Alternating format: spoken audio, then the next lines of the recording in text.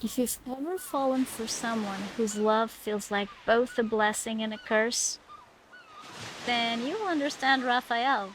He's not just a character in Love and Deepspace. He's a myth, a tragedy in the making. A god, a lover, a broken soul trying to hold on to what's already slipping away. I'm Princess Farron, and in this video, we'll dive deep into the myths that shaped him. So grab your conch shell, and if you've got a seafood handy, now's the time to play it. We're about to get personal, and trust me, this is not going to go where you think it is. Who is Raphael?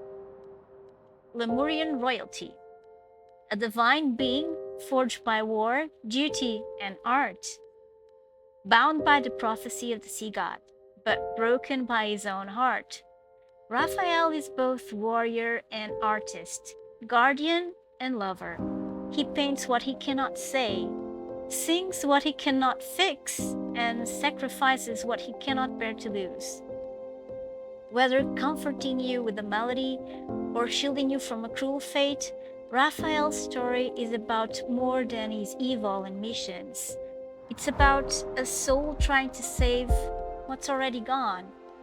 About someone with a fire inside him that seeks justice for the abuse his people suffered. And to truly understand him, we need to go back.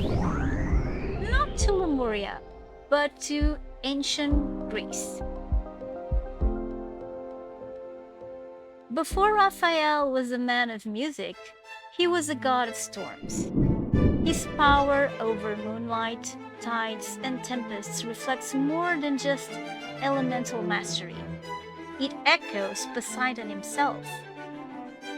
Poseidon in Greek mythology is the god of the sea, earthquakes, and horses. He is known for his volatile temperament and immense power, wielding a Triton to control the oceans and storms.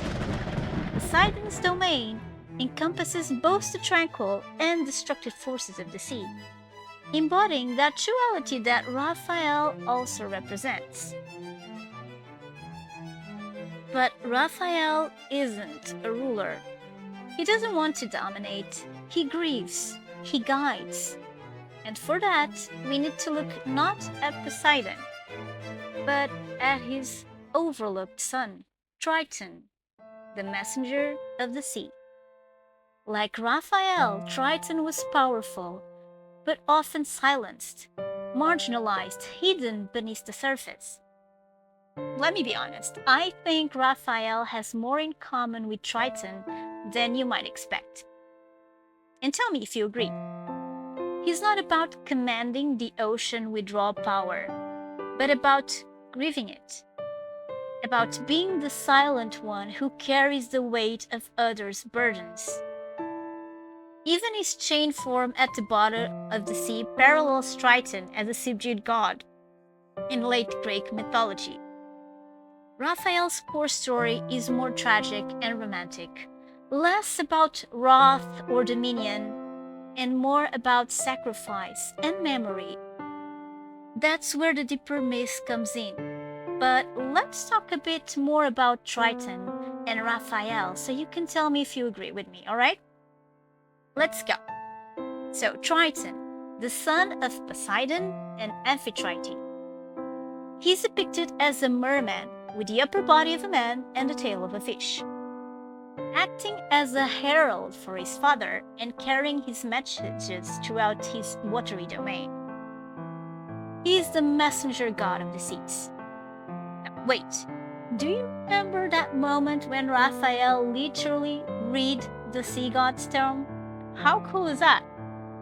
And we've known that since the Land of Secret Flames story update. Triton's role as a messenger and his connection to the sea further align with Raphael's character, who bridges the human and divine realms through his art and abilities. Triton lives in a golden palace beneath the sea. He was Poseidon's heir, and therefore he had a trident too.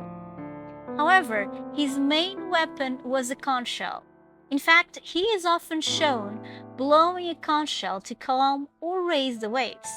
and the conch shell spiral form symbolizes the labyrinthine depths of the ocean he rules.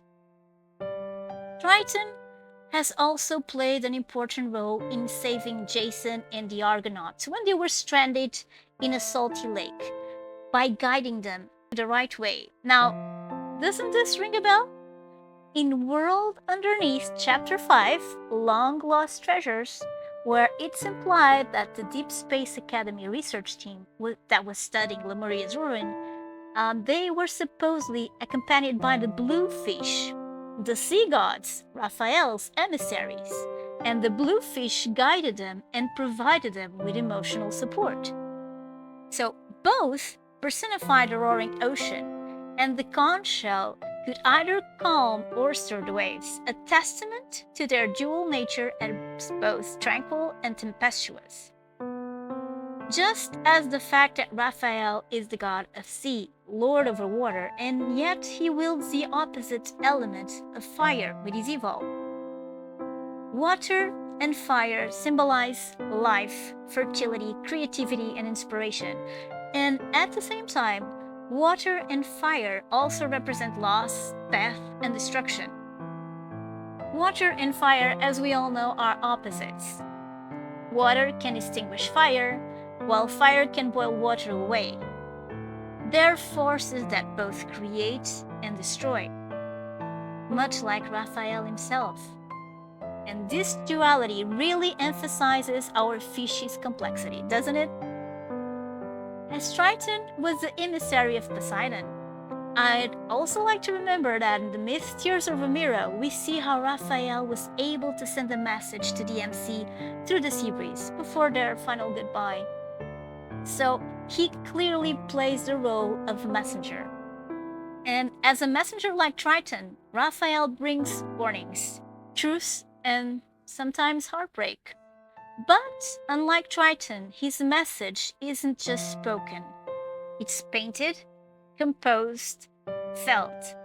His art becomes the light he sends into the darkness, a way to carry hope, memory, and soul, even as Lemuria sinks beneath the waves. A divine artist who tries to preserve what's already lost. And just when we think we've reached the depth, there's another layer of myth even more haunting. And it's the tale of Glaucus, a mortal turned god, a tragic love, and a reminder of the cost of yearning for something that can never be returned. Sounds familiar? Glaucus, like Raphael, was a mortal who touched something divine, only to be transformed, changed by an act of desperation and sorrow. A love unrequited. Like Raphael's love for MC, was haunted by the memory of what he lost. Glaucus was a mortal fisherman who became a sea deity by swallowing a mystical herb that gave him immortality and transformed him into a merman. He developed a skill for prophecy, becoming a guardian of fishermen and Apollo's instructor, and he is best remembered for his unrequited love for the nymph Scylla, whom the witch Circe changed into a monster at Glaucus's request after the nymph rejected him. And here, I'd like to make a reference to Raphael's 4-star tender moment, the fragrant dream memory, in which MC is supposedly a sea witch who works on a potion that was commissioned by Raphael. That potion was intended to make MC recover her memories and make her human again, although she is unaware of that. I don't know about you, but that dream about MC being a witch in the ocean has always intrigued me, you know? Has the same thing happened to you? And that's why I see parallels regarding Scylla and the MC. Glaucus' tale serves as a poignant reminder that often the nature of love and fate in Greek mythology is capricious, which, as we all know very well, mirrors perfectly what happens in the Love and Deepspace universe. Is there anything more tragic than the ending of Raphael's third myth, Tears of Lemuria? MC forcing her bond on Raphael, so he is actually forced to have her heart. And the one thing that always moved him the most was MC's love and well-being. But MC knew better. She knew the best way to start his healing process was through the process of saving his MO, his motherland, Lemuria and its inhabitants. Because only then he could start to forgive himself. Have you ever thought about it? Glaucus spent eternity mourning his lost love, caught between godhood and human longing. And that's precisely what Raphael goes through. In the Tomorrow's Catch-22 alternate universe, Raphael is called Tamino. But that name isn't random. It's borrowed from an opera prince who braved magical trials for love. And once you hear this story, you'll see why it matters. Now, why Tamino? It's a nod to Mozart's opera, The Magic Flute, a story where love and fate collide. The opera, like Raphael's journey, is a mythic tale of trials, magic, and the cost of love.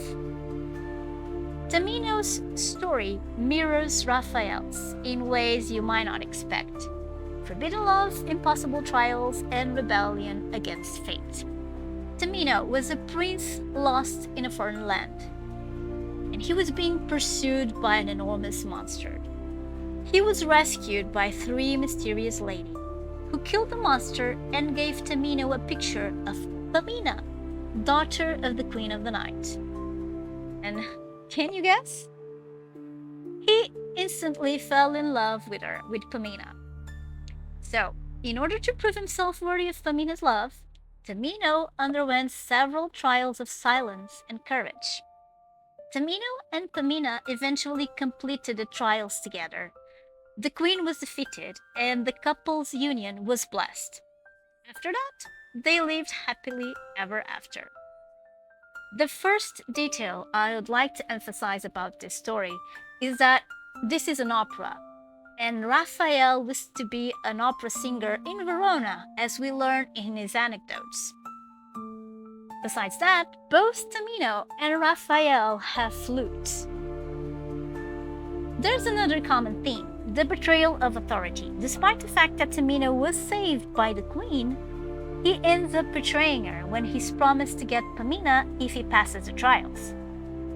And as we know, Raphael unknowingly betrays the sea god's prophecy and his people to give MC his heart, to save her. There's also a parallel related to the MC, because in the Magic Flute, Pamina turns against her mother to help Tamino. And if you remember, in the Catch-22 memory Extreme Dose, MC sort of betrays her organization by faking Raphael's death, so that they can live happily ever after too. However, as we are about to see, no myth captures Raphael's soul more than Orpheus, the man who sang his grief into the underworld and lost his love to fate's final cruelty. Raphael and MC's story isn't just about godhood. It's about what happens when love cannot overcome fate. Orpheus didn't fail because he didn't love enough.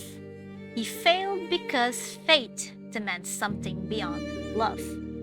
Just like with Raphael and MC. When Raphael held MC's dying body, forced to sacrifice her to save others, he transcended godhood. In that moment, in Tears of Ramiro, he became a tragic hero, much like Orpheus, lost to a love that fate refuses to allow. A man burdened with memory, sacrifice, and the unbearable weight of love lost. That grief is his underworld, his journey into darkness, his submergence beneath the waves of the violent sea. Just like Orpheus, he must face the impossibility of bringing back what fate has taken. But just so you can understand better, Orpheus was a mortal so talented in music that even the gods wept when he played. He descended to the underworld to retrieve his beloved Eurydice, and his song softened Hades' heart. He was actually granted permission to take her back, but only if he didn't look at her before leaving the underworld. Tragically, he looked back, and she vanished forever. And here's how Raphael's arc parallels that of Orpheus and Eurydice. Orpheus sings and enchants in order to reach Eurydice. Raphael's soothing flute not only comforts the MC, but also reveals his capacity to control the tides of fate. Listen carefully if you want to learn.